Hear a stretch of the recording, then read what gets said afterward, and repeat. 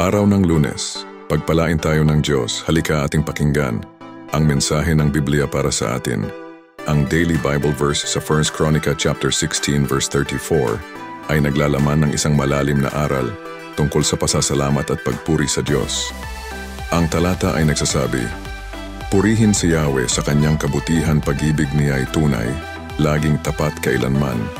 Narito ang ilang aral at puntos na makukuha natin mula sa talatang ito. Una, ang kabutihan ng Diyos. Ang talata ay nagsisimula sa pagpapahayag na ang Panginoon ay mabuti.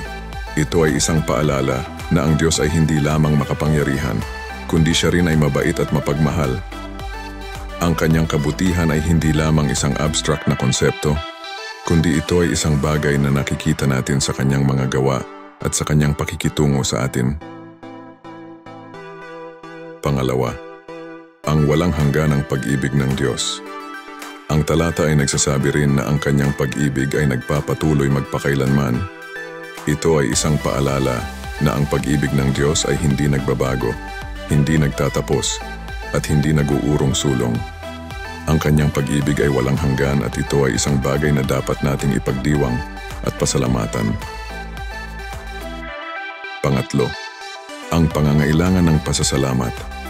Ang talata ay nagtatapos sa isang panawagan na purihin ang Panginoon. Ang pagpuri sa Diyos ay isang paraan ng pagpapakita ng ating pasasalamat sa kanyang kabutihan at pag-ibig. Ang pasasalamat ay hindi lamang isang emosyon, kundi ito ay isang aktibong pagpili na gawin araw-araw. Sa madaling salita, ang 1 Chronica chapter 16 verse 34 ay nagtuturo sa atin na ang Diyos ay mabuti at ang kanyang pag-ibig ay walang hanggan. Ang talatang ito ay isang paalala na dapat nating pasalamatan ang Diyos para sa kanyang kabutihan at ipagdiwang ang kanyang pag-ibig sa ating buhay.